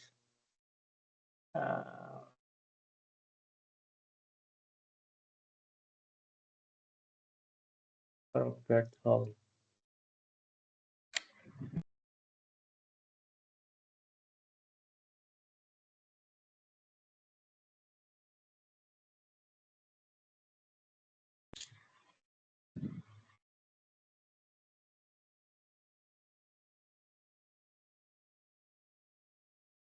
Nah, ini coba Bu. Saya coba share lagi ya, mohon izin. Saya ketemu videonya di YouTube. Bapak Ibu bisa mencari juga di YouTube. Semoga sudah muncul ya Bapak Ibu. Jadi ini ada rekonstruksi paleogeografi Indonesia yang dilakukan oleh Robert Hall dari Royal Holloway London gitu ya. Ini Bapak Ibu, contohnya ini ya. Kita lihat dulu. Nah, ini di 0, 5, 10, 15 juta tahun yang lalu gitu ya. Jadi ini kita tarik mundur Bapak Ibu. Kita tarik mundur, India waktu itu belum bergabung dengan Asia ya Bapak Ibu. Dia masih satu kontinen sendiri. Australia ada di bawah sana Bu ya. Ini ekuator. Dari tengah ini ekuator. Coba kita lihat ya, bagian dari Asia Tenggara yang kita sebut sebagai Sundaland tadi, itu seperti ini Bapak Ibu. Awal mulanya di ini kira-kira kalau kita tarik mundur di 130-an gitu, bentuknya seperti ini. 150, 155, kita tarik mundur lagi gitu ya Bapak Ibu, itu seperti ini. Nah, sekarang kita majukan ya, majukan ke sekarang. Coba kita pause dulu, di sekitar 120 juta tahun yang lalu, yang ini awal Kretasius, di mana dinosaurus itu berkembang biak di mana-mana gitu ya, awal kapur gitu Bapak Ibu. Coba kita lihat ya, semenanjung Malaysia itu sudah dari dulu bentuknya seperti itu gitu ya. Kemudian Sumatera ini ada bagian yang sobek ya Bapak Ibu kalau kita perhatikan di sini. Ini bukan kesalahan grafis ya, tapi memang disengaja karena ada bukti-bukti bahwa Sumatera ini tidak hanya dalam satu pulau. Sumatera sekarang itu bukan merupakan satu single tubuh daratan gitu ya, tapi melainkan dia tumbukan dari banyak sekali mikrokontinen yang kecil. Dan Pangea itu, superbenua itu ketika pecah, itu nggak hanya pecah yang gede-gede seperti Australia, India, Eurasia, tapi juga yang kecil-kecil. Betul-betul kecil-kecil gitu ya. Tapi dia hanyut. Hanyut oleh siapa? Hanyut oleh pergerakan lempeng. Ini kita coba gerakan lagi. Di 100 juta tahun yang lalu, nah ini sudah mulai kebentuk nih Bapak Ibu ya. Ada proto, dibilangnya proto ya, atau cikal bakal dari pulau Kalimantan ini, SWP. Nah, ini kira-kira di 80 juta tahun yang lalu, di akhir Kretasius ya, itu pulau Kalimantan sudah terbentuk. Pulau Jawa ini terbentuk sebagian, Jawa Barat sampai kira-kira Magelang gitu ya, atau Jawa Tengah itu kebentuk. Tapi Jawa Timur masih antah berantah kemana kita nggak tahu gitu kan, masih di sana-sana. Sulawesi juga baru di satu lengannya saja. India di mana? India masih jauh di bawah gitu kan. Kita lihat lagi, ketika ini diputar ke 60 gitu ya, nah ini sudah banyak yang berubah nih Bapak Ibu. India sudah sangat cepat, kenceng banget ya geraknya ke arah Asia. Dalam kurung 20 juta tahun yang lalu aja, dia sudah melewati berapa derajat ini, lintang ini ya. Jadi India ini lari ya Bapak Ibu ya, lari cepat banget. Kalau Indonesia itu dari dulu juga dekat-dekat dengan ekuator saja. Cuma dulu sangat miring Bapak Ibu. Sumatera itu hampir utara selatan, Jawa itu orientasinya sudah seperti ini ya, dari barat laut tenggara gitu ya. Dan Borneo, Kalimantan itu seperti ini.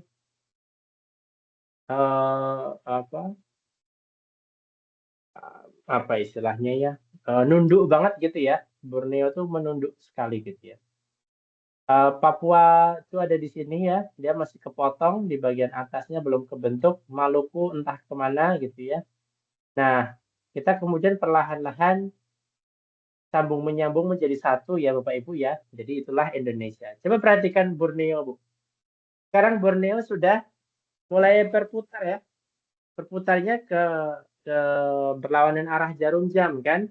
Tadi kita sudah melihat Pulau Jawa itu hampir diagonal ya, tapi sekarang udah mau horizontal. Sumatera tadi utara selatan, sekarang jadi diagonal gitu. Borneo menjadi seperti sekarang.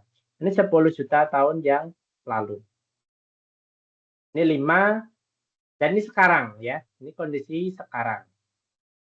Ini saya tidak tahu apakah ada, coba saya carikan dulu Ibu future-nya. Jadi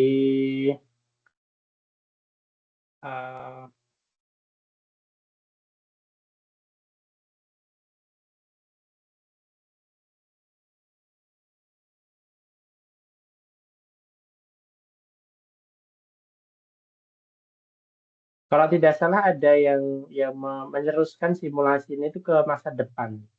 Tapi coba saya bantu cari dulu, Bu.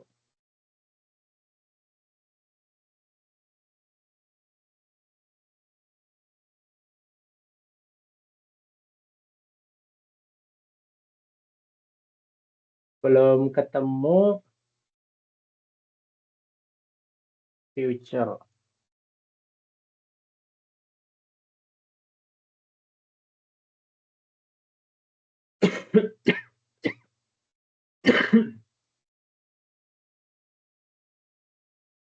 Kita bisa apa istilahnya, membayangkan ya Ibu Bapak sekalian, kalau tadi simulasinya kita teruskan, maka apa yang terjadi?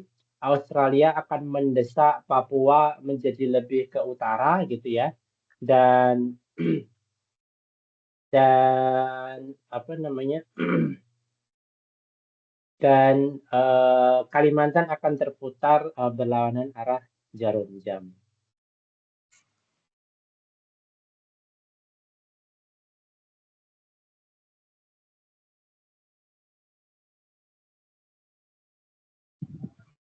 Itu Bu Miss. Ya, terima kasih Mas ya. Ya Bu. Ya, terima kasih banyak. Ya, siap Bu. Saya sambil mencari tadi apa videonya. Tapi ada banyak Bapak Ibu, kalau Bapak Ibu berkenan untuk mencari di YouTube ya, banyak sekali tayangan-tayangan atau animasi-animasi yang mungkin lebih realistis seperti yang saya mau tampilkan di sini. Ini juga terkait dengan tektonik lempeng. Ini ya Bapak Ibu. Ini dari Christopher Scottis. Kita coba lihat. Ini yang sekarang ya, modern.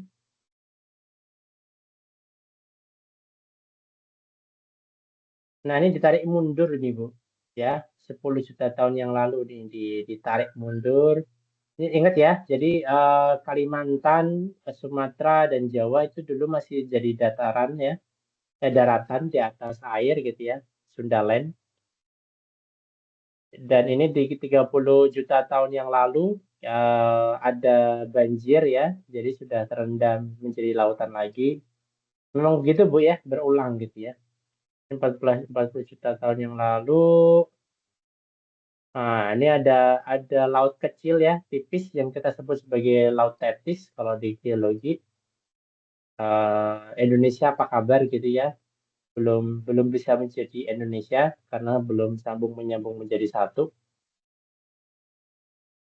Terus kemudian, nah ini ditarik mundur-mundur lagi.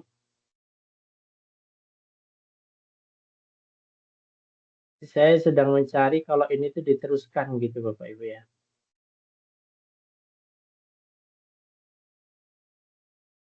Oh ternyata habis.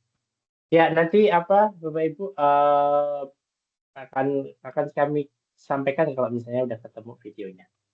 Baik. Pak Niko, silakan Pak Niko. Oke, terima kasih Mas Yan. Ini mohon izin Bapak Ibu, saya lagi gitu kan. nggak Mas apa-apa. Yan, boleh ditampilkan slide sebelumnya tadi Mas Yan yang Oh, pertemuan lempeng di bagian barat Pulau Sumatera tadi Mas Yan. yang ini Terakhir kah? sebelum Bu Misna tadi. Bentar. Ya ini? Yang Bukan ya? apa Mas Yan? Ada zona subduksi, terus satu gambar. Ah ya ini Mas Yan. Nah Oke. ini Mas Yan, saya teringat waktu kuliah dulu, sekitar tahun 2012 tuh kami seminar tentang gempa dan tsunami ini.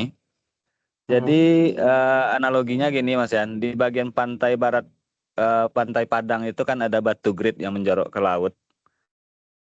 Nah, itu kan tujuannya untuk memecah ombak supaya tenaga ombak lebih kecil untuk mengikis atau membawa pasir yang di pantai.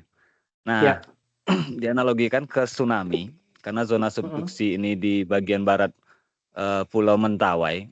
Nah, jika di sana titik gempanya dan retaknya di sana, terus saat terjadi tsunami, nah bagian barat ini banyak pulau-pulau kecil, mulai dari Pulau Mentawai dan pulau-pulau kecil lainnya sampai ke Padang. Sehingga seandainya terjadi tsunami, gelombangnya banyak terputus oleh pulau tadi seperti batu grit yang memutus ombak. Jadi itu sebuah penenang waktu kuliah dulu Mas Yan. Jadi setelah saya seminar itu terjadi gempa Mas Yan sekitar 6,5 skala Richter dan muncul di TV Padang itu potensi tsunami. Nah, itu berhasil Mas Yan, tidak membuat saya panik dan saya lah yang paling santai di antara teman-teman yang kabur ke arah Indarung atau ke bypass Mas Yan. Nah, mohon diluruskan Mas Yan.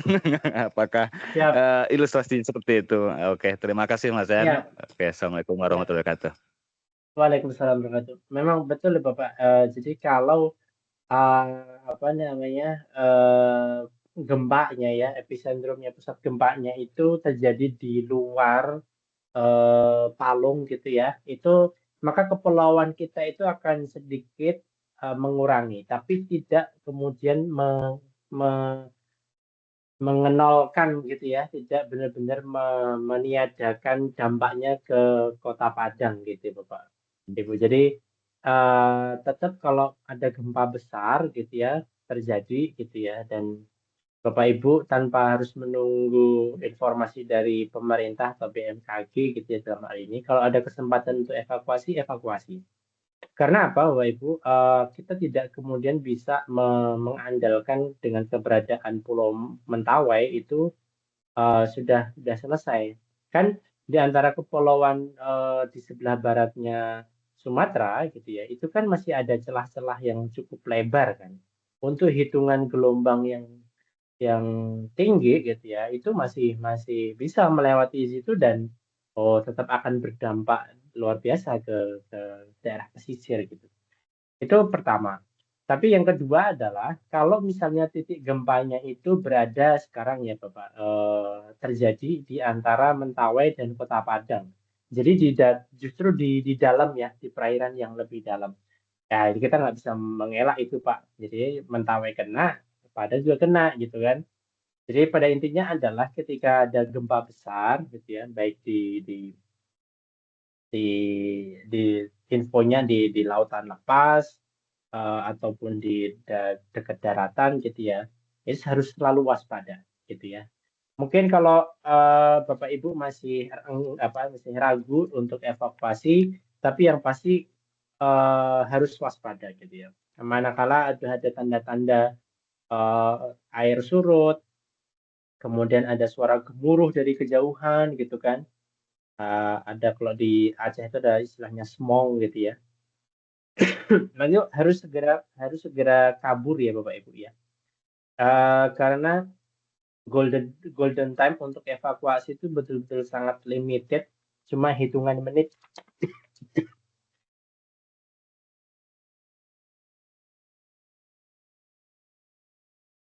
Cuma dalam hitungan menit gitu ya. Jadi upayakan dimaksimalkan untuk menyelamatkan diri gitu. Itu Pak Niko ya. Oke, terima kasih Mas ya. Siap.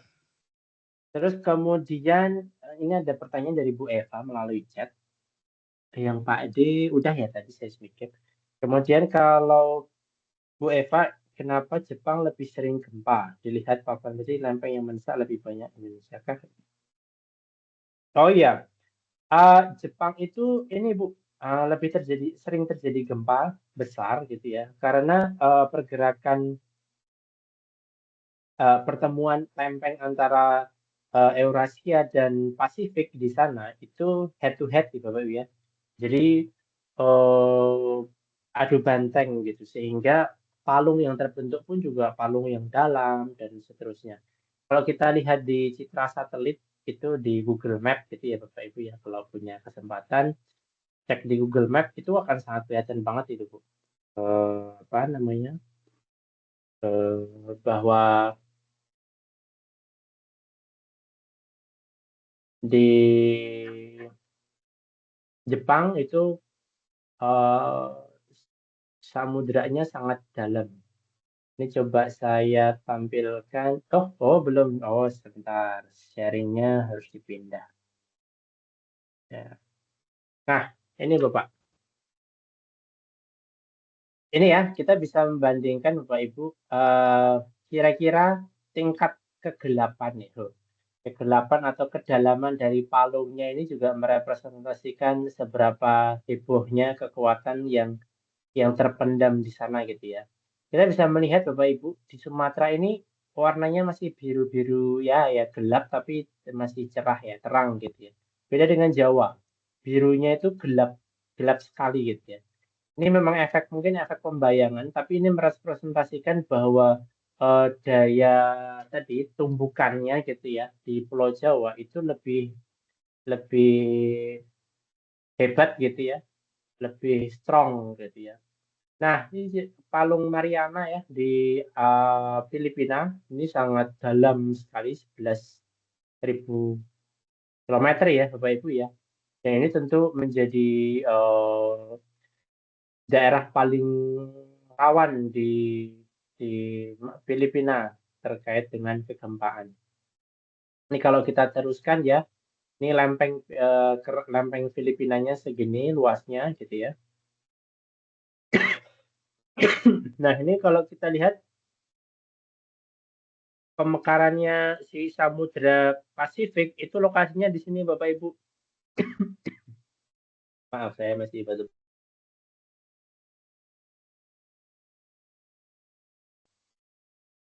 Ini ya Bapak Ibu bisa melihat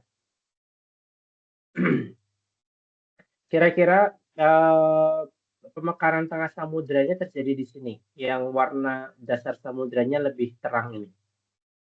Nah, bayangkan dari pemekaran tengah samudra ini sampai ke Jepang itu berapa jauhnya nih Bapak Ibu? Jauh sekali ya kan? Jauh sekali dibandingkan dengan di sini. Indo-Australia ini pemekarannya ada di sini dan bertumbuknya dia ada di sana gitu kan. Ini jauh banget. Sehingga Bapak Ibu, lempeng samudra yang ada di sini, Samudra Pasifik, itu lempeng yang sangat dingin dan berat. Bayangkan ya Bapak Ibu, suatu material itu kalau ditambah panas, dia akan mengembang dan membuat friksinya lebih rendah. Tapi kalau benda itu dingin, lebih padat, gaya geseknya lebih berat, maka apa yang terjadi ketika dia dipaksa menumbuk ke satu tubuh kerak yang juga masif gitu ya, tebal sekali. Maka di sini Bapak Ibu palungnya ini sudah dalam gitu ya. Nah, ini akan menimbulkan kegempaan yang sering dan besar-besar dalam jarak waktu yang berdekatan gitu ya. Dan sebetulnya memang Jepang sendiri dalam bentuknya seperti ini itu merupakan pulau akibat tumbukan subduksi ini karena memang ini Bapak Ibu kalau nggak ada subduksi nggak akan ada pulau Jepang seperti itu. Itu jawaban untuk Bu Eva. Kira-kira begitu Bu, Bapak semuanya? Ya, berarti Mas Ian, berarti itu adanya pergerakan yang bergesekan dengan yang adu banteng ya Mas Ian ya. Iya, Bu, betul. Jadi memang memang respon tumbukannya itu berbeda-beda tergantung dengan karakter, dua lempeng tersebut, Bu, ya. Itu yang bisa kita ambil sebagai pelajaran dari, berbagai macam variasi kegempaan dan ini, apa istilahnya, fenomena-fenomena yang lain gitu, yang berkaitan dengan aktivitas subduksi. Terima kasih Mas Ian. Ya, terima kasih, Bu. Baik, Ibu Bapak sekalian, semoga tidak terlalu berlebihan ya Bapak Ibu ya, terlalu overwhelmed gitu dengan berbagai macam informasi yang saya sampaikan pada malam hari ini. Tapi saya berharap bahwa kita semakin paham gitu ya, ketika harus menjelaskan kepada khalayak ya, kepada publik, kepada siapapun, kita mempunyai pemahaman yang lebih baik. Dan harapannya kita menjadi agen-agen yang membantu pemerintah ketika misalnya diminta untuk tadi memberikan edukasi terkait dengan misalnya apa Bu ya, gerakan apa Bu yang sekolah tanggap bencana itu namanya Bu?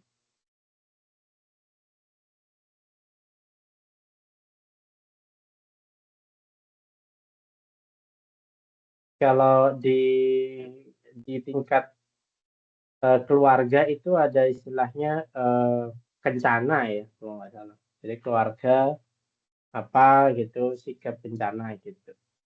Atau kalau di istilah dari BPBD itu ada istilahnya Satuan Pendidikan Aman Bencana gitu ya. Jadi program SPAB ini, program Satuan Pendidikan Aman Bencana ini bertujuan untuk membangun budaya siaga dan aman di sekolah. Jadi semua orang yang berada di lingkungan sekolah itu sudah paham ketika ada gempa gitu ya, apa yang harus dilakukan misalnya. Tidak boleh terburu-buru lari keluar, itu nomor satu gitu ya. Ditunggu dulu dalam ruang kelas itu, ditunggu dulu masuk ke dalam kolong meja gitu kan. Nah, kalau sudah reda gempanya, diamati apakah ada potensi runtuh dan sebagainya. Kalau udah aman, baru kita berjalan pelan-pelan keluar, evakuasi perlahan-lahan. Tidak boleh ada kepanikan gitu misalnya. Ya, kepanikan dan kekagetan itu sebuah keniscayaan sering terjadi di masyarakat. Tapi untuk kita yang sudah memahami kejadian seperti ini, tentu kita akan melakukan evakuasi dengan yang lebih bijak. Misalnya ketika kita sudah tahu nih Bapak Ibu, ada gempa gitu, terus kemudian isu berkembang akan ada tsunami gitu. Sebentar. Gempanya itu nggak besar loh. Gempanya itu berarti 5 gitu kan. Dan itu kejadiannya itu jauh misalnya. Ya kita cek dulu apakah ada muka air laut surut. Oh nggak ada kok gitu. Informasi dari teman-teman di SMA 1 Padang nggak ada kayak gitu. Ya oke, berarti nggak perlu ketakutan dengan isu tsunami gitu kan misalnya seperti itu. Karena kita sudah mempunyai pemahaman yang baik. Kalau misalnya kita ada di lokasi misalnya di daerah Padang Pariaman gitu ya, yang elevasinya sudah lebih tinggi. Wah, ada tsunami datang gitu. Sebentar, kita di Padang Pariaman yang dekat Malala loh. Tsunami nggak akan sampai sana, gitu kan. Jadi kita nggak perlu ikut panik-panik di situ. Kalau di kota Pariamannya mungkin panik, iya gitu kan, ajar lah gitu. Karena benar-benar di dekat pantai. Tapi kalau sudah ada elevasi barang 50 meter di atas muka air laut aja gitu, itu sudah sedikit berbeda ceritanya.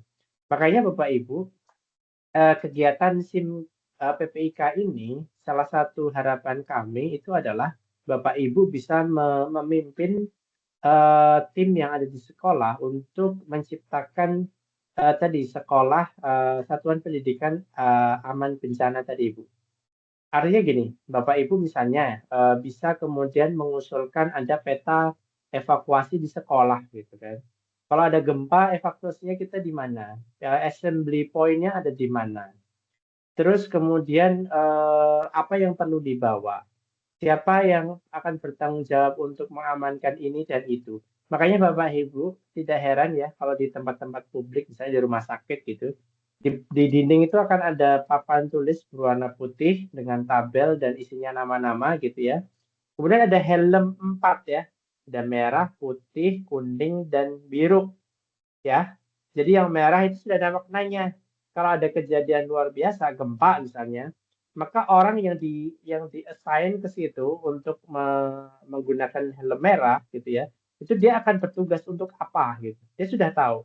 Yang putih untuk apa, yang biru atau apa. Jadi orang lain yang tidak menggunakan helm itu tahu, oh yang bertanggung jawab untuk ini tuh ini itu gitu.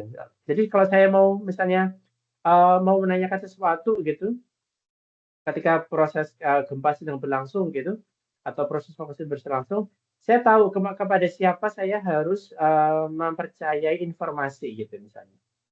Jadi tidak kemudian semuanya mempunyai level kepercayaan yang sama, tapi saya harus kepada siapa saya harus menanyakan ini kita evakuasi kemana gitu. Dan setiap helm tadi kan punya tanggung jawab masing-masing. Misalnya yang putih gitu ya, itu bagian untuk mengamankan administrasi. Yang biru untuk mengatur evakuasi. Yang hijau atau yang merah itu dan yang lain-lain segala macam. Nah, itu kita ciptakan di lingkungan sekolah kita, Bu. Ya, kita buat jalur evakuasinya dari sekolah, dari kelas. Ini ruang kelas ini kalau harus lewat lorong ini nggak mungkin gitu kan. Dia harus secepat mungkin ke tanah yang terbuka misalnya, lahan yang terbuka. Jangan kemudian dipilihkan rute yang sampingnya ada tembok tinggi gitu. Wah, nanti kalau tembok ini bisa runtuh malah menjadi kuburan massal di situ. Jangan juga misalnya harus melewati pohon-pohon tua gitu. Misalnya di sekolah-sekolah kita kan banyak tuh Bu ya, pohon-pohon yang sudah tua ya, berumur gitu. Kita kan tidak pernah tahu, tidak pernah asesmen tuh batang pohon itu masih akan kuat atau tidak gitu. Siapa tahu dia rapuh, digoyang gempa mungkin akan banyak patah-patah daun-daunnya gitu kan. Kan juga ada pohon-pohon yang dia mempunyai karakter tertentu ya, dahannya mudah patah dan seterusnya. Itu di antara bagaimana kita sangat ini ya, sangat sensitif terhadap potensi-potensi bahaya bencana di lingkungan kita. Kira-kira itu, Ibu Bapak sekalian,